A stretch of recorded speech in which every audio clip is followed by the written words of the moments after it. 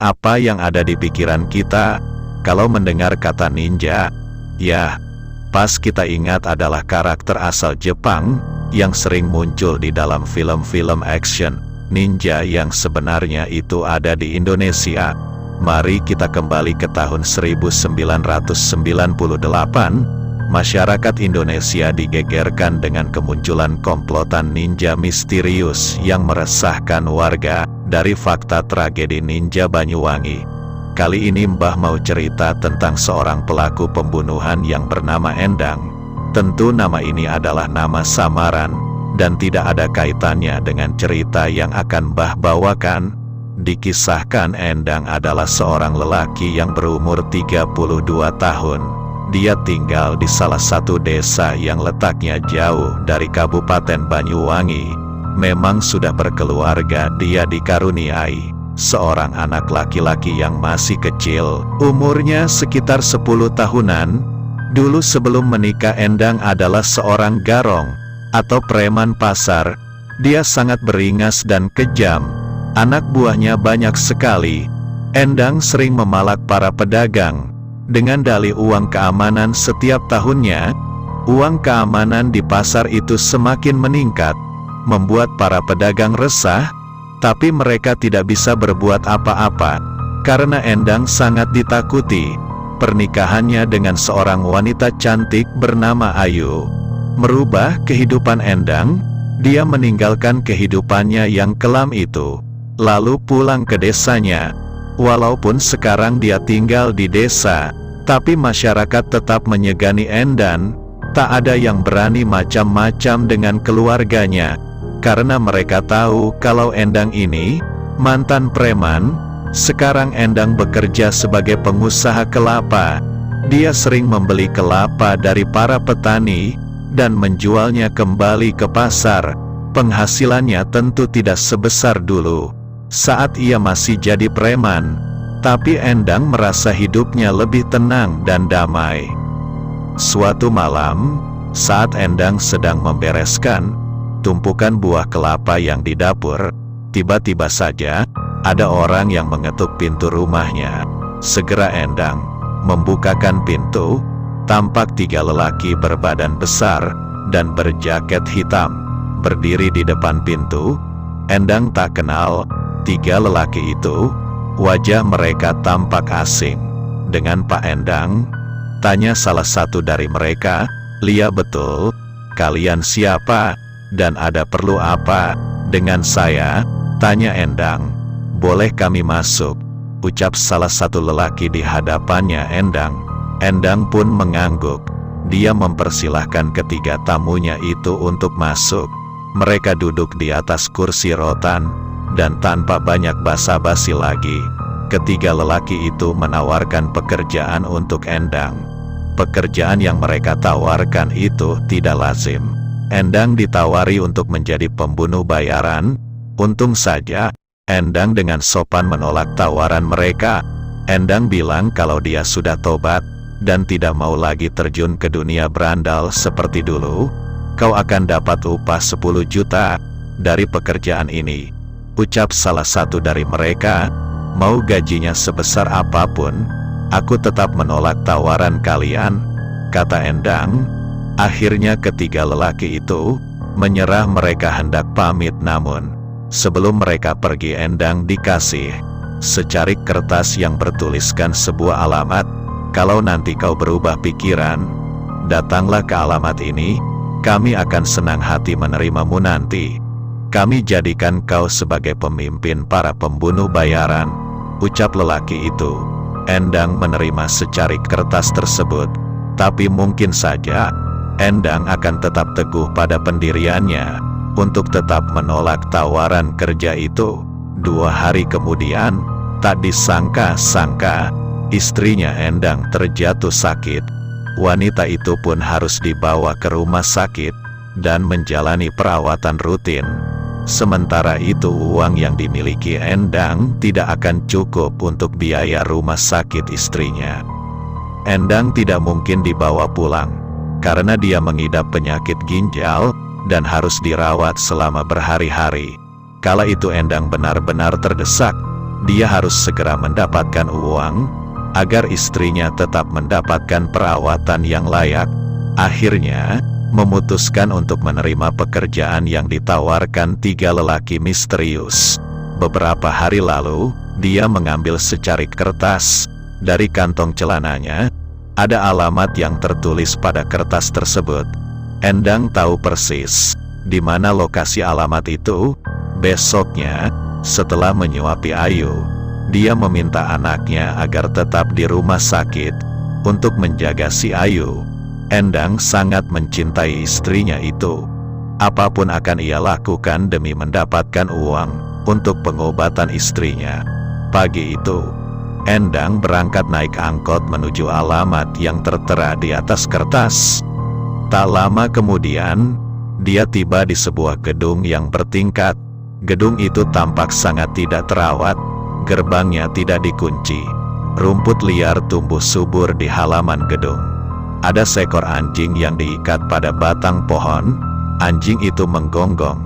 Saat melihat kedatangan Endang, perlahan Endang masuk ke dalam gedung, lalu berjalan menuju pintu utama. Beberapa kali ia membaca alamat yang tertera di atas kertas. Dia ingin memastikan apakah alamat itu benar atau tidak. Tapi Endang tidak salah alamat. Nama gedungnya sama dengan yang ada di atas kertas. Hanya saja, nama gedung yang tertera pada dinding itu sudah berlumut. Perlahan Endang pun masuk ke dalam. Kebetulan, pintunya tidak dikunci. Ada meja resepsionis yang sudah berdebu. Dan sofa-sofa tamu yang kini menjadi sarang dari para tikus. Endang berdiri di lobi. Sambil memandangi ruangan gedung itu, ada lift yang sudah tidak berfungsi. Juga tangga manual menuju ke lantai 2. Tak lama kemudian, terdengarlah suara langkah kaki yang menuruni tangga. Muncul 3 lelaki yang sempat datang ke rumahnya Endang beberapa hari lalu. Ketiga lelaki itu sempat terkejut dengan kedatangan Endang. Lalu mereka pun menyambut Endang dengan ramah dan mempersilahkannya untuk naik lantai 2. Maman dibawa masuk ke dalam sebuah ruangan. Ternyata ruangan itu cukup luas dan terkesan elit. Berbeda dengan kondisi di luar ruangan yang kumuh dan kotor, di dalam ruangan itu juga banyak lelaki yang berjaket hitam dan berbadan tinggi besar. Mereka tampak seperti para preman pasar yang sangat ditakuti para pedagang. Saat melihat kedatangan Endang, semua lelaki itu kaget, lantaran mereka kenal dengan sosok Endang yang sangat melegenda. Satu persatu mereka langsung menyalami Endang. Ternyata 3 lelaki misterius itu sudah merekrut banyak lelaki untuk menjalankan sebuah misi pembantaian. Endang pun dipilih sebagai pemimpin dalam menjalankan misi itu, karena ia dianggap lebih pengalaman dari yang lain. Maka kalian harus berpakaian serba hitam dan memakai cupluk hitam, kata lelaki misterius. Ia pun memberikan seragam warna hitam dan cupluk hitam kepada para rekrutan barunya itu. Tepat pukul 12 mereka pun berangkat dari gedung tersebut. 5 mobil kijang membawa mereka ke lokasi yang menjadi target, sekitar 100 meter dari gapura desa. Mereka semua turun dari mobil, lalu masuk dalam semak. Semua pergerakan mereka sangat cepat dan tidak terdeteksi. Endang memberi isyarat pada anggotanya untuk masuk ke pemukiman warga dan menyebar ke setiap penjuru desa. Tidak sulit bagi mereka untuk menemukan rumah orang-orang yang diduga dukun santet, karena di pintu rumah mereka ada tanda silang berwarna merah. Malam itu lampu di rumah orang yang sudah jadi target seketika saja padam. Para pembunuh masuk ke dalam rumah mereka. Kejadian itu sangat cepat. Orang-orang yang diduga sebagai dukun santet dibunuh dengan cara yang sadis. Ada yang lehernya digorok, ada yang kepalanya pecah, dihantam palu, ada juga yang dadanya ditikam pisau berkali-kali. Setelah semua target mati, para pembunuh itu dengan cepat pergi meninggalkan desa. Namun ternyata ada seorang warga yang tak sengaja melihat wujud salah satu pembunuh. Apa yang kau lihat? Tanya ketua RT setempat. Aku melihat sosok manusia yang mengenakan pakaian serba hitam dan cupluk hitam, seperti ninja. Dia masuk ke dalam semak-semak, kata salah seorang warga, sambil menunjuk hutan. Kejadian malam itu sangat cepat sehingga tidak ada satupun warga yang berhasil mengidentifikasi para pelaku pembunuhan. Besoknya polisi berdatangan ke desa itu. Keluarga korban menangis pilu. Mereka mendesak polisi agar segera menangkap para pelaku pembunuhan. Tentu polisi kesulitan untuk mengungkap kasus ini. Sementara itu, di sebuah gedung, para pembunuh sedang berpesta merayakan keberhasilan mereka. 3 lelaki misterius itu memberi mereka uang cash yang sudah dijanjikan. Mereka pun bersorak gembira. Sementara Endang, setelah menerima uang itu, ia langsung pergi ke rumah sakit untuk menjenguk istrinya. Ternyata kondisi istrinya itu semakin parah. Uang yang didapatkan Endang tidak cukup untuk melunasi biaya pengobatan istrinya. Tak ada pilihan lain. Endang harus menjadi pembunuh bayaran lagi untuk mendapatkan uang. Tepat jam 11 malam, Endang pun pamit ke istrinya yang sudah terbaring di atas ranjang pasien. Sementara itu, anaknya sudah tidur pulas di tepi ranjang. Ayo aku pamit kerja dulu ya. Besok pagi aku kesini lagi untuk menjengukmu, ucap Endang. Kamu kerja apa, Mas? Tanya Ayu dengan suaranya yang lemah. Tatap matanya juga sayu. Tubuhnya semakin kurus. Aku kerja di pabrik. Dibayarnya harian lumayan lah. Buat pengobatan kamu, jawab Endang. Dia mengelus rambut istrinya itu sambil tersenyum. Kemudian Endang pergi meninggalkan rumah sakit. Dia akan kembali memimpin misi berikutnya. Masih ada beberapa lembar daftar nama yang harus dibunuh. Dari daftar nama itulah terselip satu nama kiai yang tersohor kala itu. Ternyata kali ini targetnya bukan hanya dukun santet, tapi sudah merambat ke kiai. 3 lelaki misterius itu tidak memberitahu alasan mereka kenapa mereka ingin menghabisi seorang kiai. Sementara Endang tidak peduli pada status targetnya.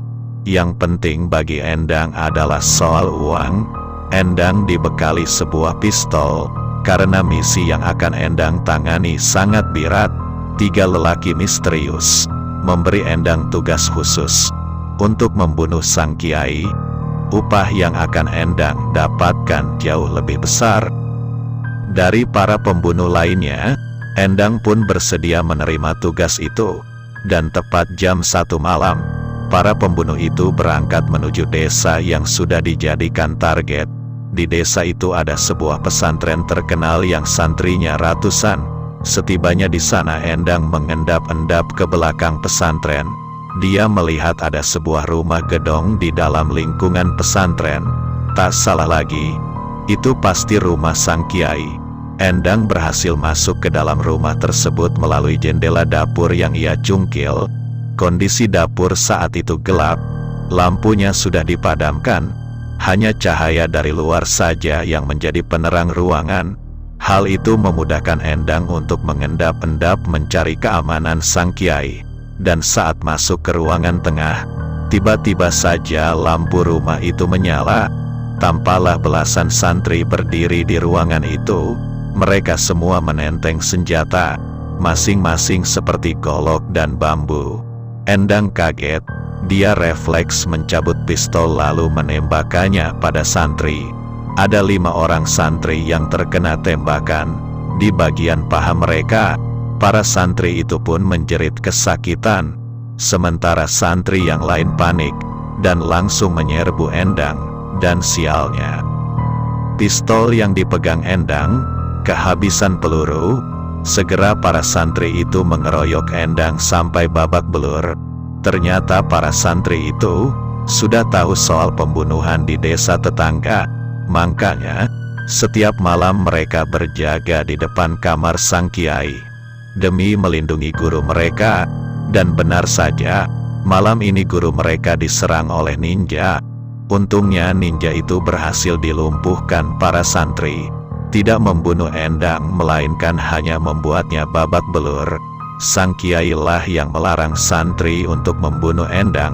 Endang ditanyain banyak hal oleh kiai, tapi lelaki itu sama sekali tidak mau membocorkan markas persembunyian para pembunuh. Keesokan paginya Endang diserahkan ke pihak kepolisian. Ia dinaikkan ke atas mobil pickup. Kabar tentang tertangkapnya salah satu ninja Banyuwangi sudah tersebar luas. Warga berbondong-bondong mencegat mobil polisi, lalu menarik tubuh Endang secara paksa. Ia pun dikeroyok habis-habisan oleh warga. Sementara itu, polisi tidak mampu meredam kemarahan warga. Kepala Endang diinjak, tubuhnya dipukuli, kakinya disabet menggunakan bambu, hingga akhirnya Endang tewas saat sebuah batu yang cukup besar dihantamkan ke kepalanya. Dia terkapar tewas dalam keadaan hina. Sementara itu, di rumah sakit, istri dan anaknya masih setia menunggu Endang pulang, tapi hingga larut malam, Endang tak kunjung pulang. Ayu sangat mengkhawatirkan suaminya itu. Ia tak tahu kalau Endang sudah tewas, dan mayatnya dibuang begitu saja ke dalam sumur kering di tengah hutan. Selesai. Terima kasih sudah menyimak cerita Mbah